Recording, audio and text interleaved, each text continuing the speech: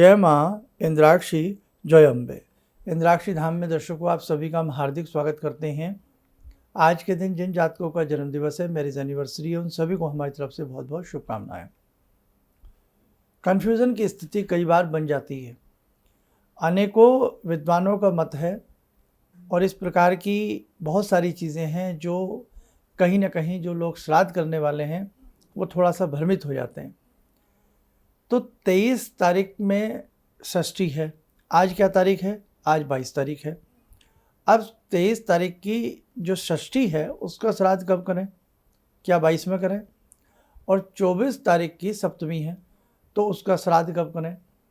आइए इसी गुत्थी पर आज बात करते हैं, इसको सुलझाते हैं और आपको समझाते हैं, क्योंकि बहुत लोगों की इस प्रकार की मैसेज हैं या इस प्रकार को सुनने की बातें हैं, तो आपको इसकी में इस अंक में सारी जानकारी मिल जाएगी। छोटा सा अंक है लेकिन अच्छी जानकारी आपको प्राप्त हो जाएगी।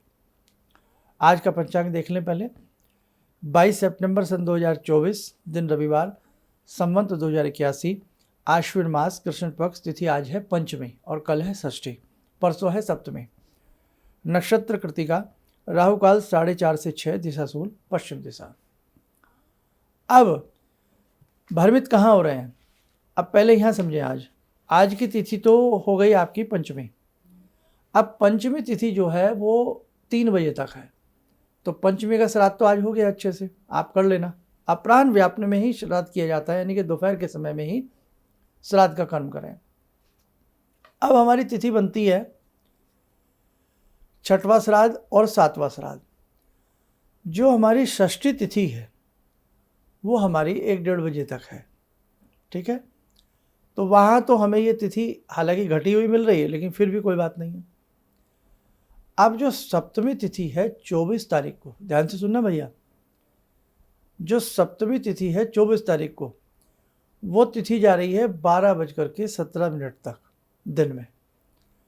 और जो श्राद्ध का एक कर्म है जो बहुत अच्छे से विधि विधान से करना चाहते हैं, वो आप मान के चलें 1:30 बजे से 3 बजे के बीच में, 3:55 या 4 बजे के आसपास तक। उससे पहले पहले हो जाना चाहिए ये कर्म, और 1 बजे के बाद। उस स्थिति में अगर हम तिथियों का संयोजन देखें तो मत के हिसाब से और शास्त्रोक्त हिसाब से, यदि आप जो लोग ऐसा करना चाह रहे हैं, षष्ठी का श्राद्ध और सप्तमी का श्राद्ध इकट्ठा करना चाह रहे हैं, तो वो आप 23 तारीख को कर सकते हैं, यानी कि कल कर सकते हैं। इसमें कहीं कोई ऐसे संशय वाली बात नहीं है। और जो अपने हिसाब से भाई उनका ये मानना होता है कि आज सुबह ये तिथि है तो हमें ये श्राद्ध करना है, और आज पंचमी है, छठ है, सप्तमी है, हमें उस हिसाब से करना है। भाव बहुत बड़ी चीज़ होती है। लेकिन यहाँ अगर हम शास्त्रोक्त बात देखें, उस गुत्थी को सुलझा में, ऐसा ही एकादशी में जाकर के पड़ेगा। एकादशी का श्राद्ध भी, वो क्यों, एकादशी जो तिथि है वो भी हमें अच्छी सी मिल रही है, लेकिन 10वीं तिथि जो है 27 तारीख को, वो 1:36 पर पूर्ण हो रही है। खैर आप उसमें मत पड़ें, अभी वो जब हम बताएंगे। लेकिन फ़िलहाल जो लोगों का ऐसा मन है या सुझाव है कि हम छठ और सप्तमी का श्राद्ध क्या एक साथ कर सकते हैं, तो आप लोग कर सकते हैं, इसमें कोई ऐसी बात नहीं है। नहीं तो फिर अपने अपने हिसाब से 23 का 23 में रखें, 24 का 24 में रखें, वो चीज़ भी आप लोग कर सकते हैं। श्राद्ध श्रद्धा से किया जाए, श्राद्ध श्रद्धा से किया जाए, और अपने पूर्वजों के प्रति जितनी आप श्रद्धा प्रकट करेंगे उतना आपके लिए अच्छा। बहुत लोगों का मत है कि हम श्राद्ध में क्या दान करें। भाई आप अपनी हैसियत के हिसाब से, अपनी पॉकेट के हिसाब से जो आपका मन करे वो कर सकते हैं। आपके घर में जो ब्राह्मण आते हैं उन्हें आप वस्त्र से और वस्त्र के साथ साथ जैसे आप छाता दे सकते हैं, जूता दे सकते हैं, और महिलाओं के श्राद्ध में उन्हें बिछवा दे सकते हैं, या जो भी आप उन्हें देना चाहें, वस्त्र देना चाहें, साड़ी, धोती, जो भी आपका अपना मन हो, आप अपने मन से कुछ भी कर सकते हैं। दान की कोई लिमिट नहीं होती भैया। बात है आपके भाव की, बात है आपकी श्रद्धा की। अब श्रद्धा ना हो, चाहे सोने का पलंग दे दें, बात नहीं बनेगी। श्रद्धा हो तो चाहे आप सुंदर से तरीके से पान का ही पत्ता खिला दें, तो वही बड़ी बात होती है। साथ में ही हमने आपको बताया है कि इन 15 के 15 तिथियों में, 15 के 15 दिनों में आपको बहुत अच्छे से 1 लोटे जल में तिल डाल करके, मिष्ठान डाल करके, कच्चा दूध डाल करके, गंगा जल डाल करके अपने पितरों के निमित्त दक्षिण दिशा की तरफ देना ही है। ओम पितृ देवताभ्यो नमः बोल करके आप लोग देते रहें। ठीक है, तो आपको आपके पितरों का शुभ आशीष प्राप्त होगा और वो संतुष्ट होंगे। जिस तिथि में पितरों की मुखाग्नि दी गई है पूर्वजों की, उसी तिथि में उनका श्राद्ध किया जाता है। और यदि किसी की मृत्यु श्राद्ध के 3 माह पहले, 6 माह पहले, 7 माह पहले श्राद्ध की तिथियों से होती है, तो उस साल को छोड़ करके नेक्स्ट ईयर आप उसको श्राद्ध करें। बहुत सारे ऐसे सवाल हैं जो आम व्यक्ति के मन में उलझे रहते हैं। तो जैसे यही सवाल आया था कि भाई सप्तमी तिथि जो है वो हमें 12:17 तक मिल रही है, मध्य व्यापनी यानी कि दोपहर के समय अच्छे से नहीं मिल रही है, तो क्या सप्तमी का श्राद्ध छठ में कर लिया जाए? तो किया जा सकता है, ऐसी कोई बात नहीं है। और एक बात और ध्यान रखना, इन श्राद्ध में जितना आप भगवती गायत्री के मंत्र को जपेंगे उतना आपके लिए कल्याणकारी होगी। तो आप गायत्री मंत्र को बहुत अच्छे से जपते रहें, बहुत सुंदर तरीके से आप गायत्री मंत्र को जपते रहें। चलते फिरते एजबा रूप में भी आप गायत्री मंत्र को जपते रहें, आपका कल्याण होगा। आइए समय चला आज की ध्यान साधना का। आज की ध्यान साधना में जुड़ते हैं भगवान सदा शिव से।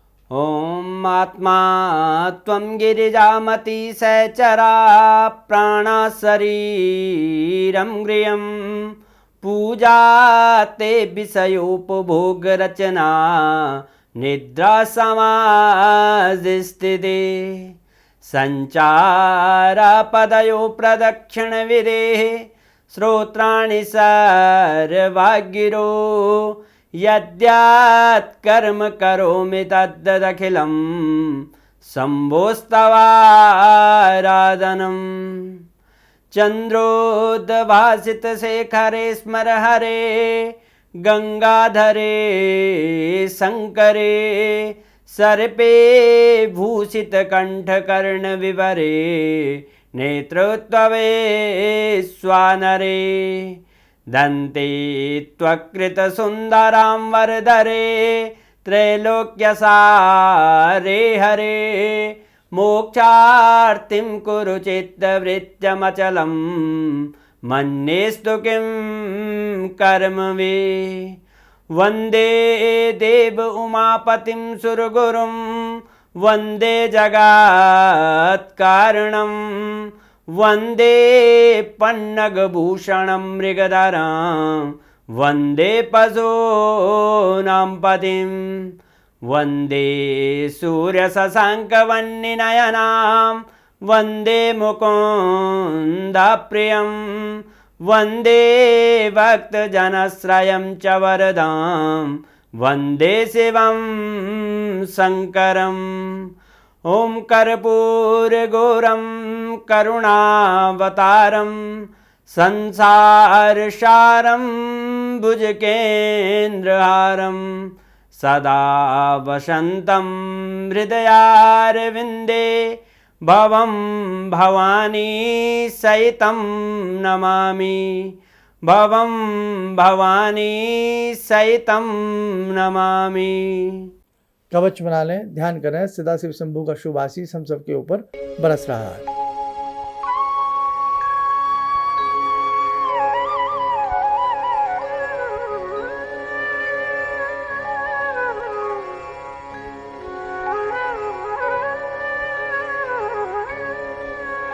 ओम बोलते हुए नेत्र खोलें, सामान्य हो जाए।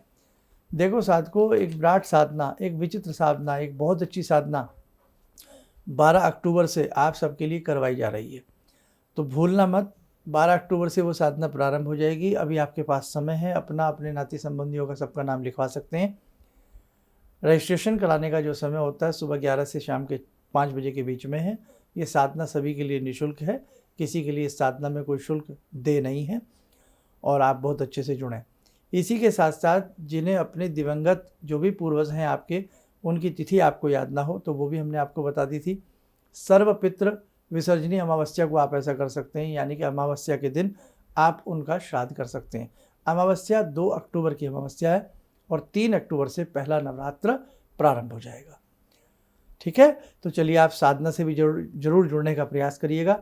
और संडे के दिन संस्थान जो है वो बंद रहता है, तो सोमवार के दिन से लेकर के शनिवार तक आप अपना नामांकन करा सकते हैं।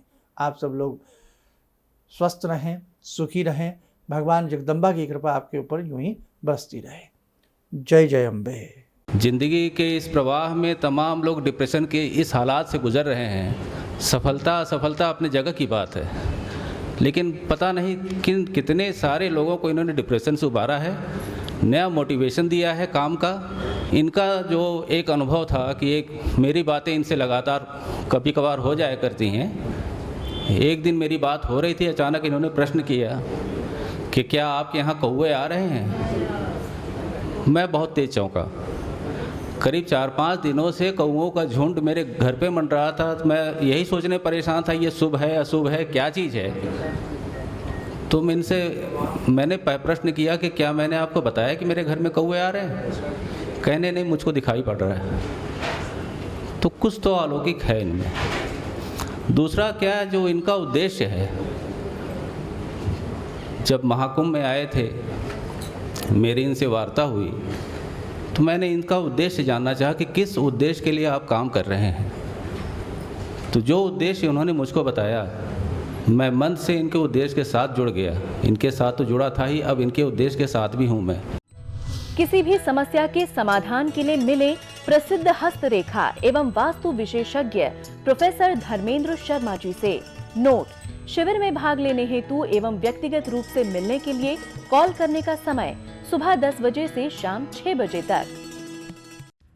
हमारे विभिन्न ज्ञानवर्धक कार्यक्रम देखने के लिए आप हमें अभी सब्सक्राइब करें, बेल आइकन को प्रेस करें ताकि आप देख सकें हमारा कार्यक्रम सबसे पहले। और अधिक जानकारी के लिए फेसबुक पेज को लाइक करना न भूलें।